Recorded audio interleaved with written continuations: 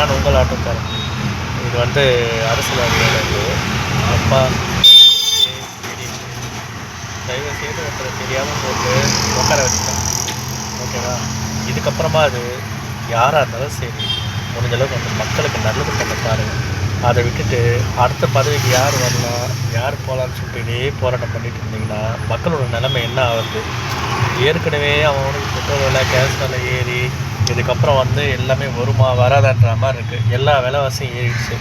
அதை பற்றி எவனா பேசினானா பேசாமல் இப்போ இது என்ன ஜென்ஸு இது ஜென்னா ஏதோ ஒன்றுன்னு சொல்லிட்டு டிஎம்கே தனியாக ஒரு கூட்டத்தை போட்டு இது பண்ணுறது தவிர இருக்க பணத்தை வச்சு மக்களுக்கு எதனா நல்லது பண்ணணும் யோசிக்கிறீங்களா?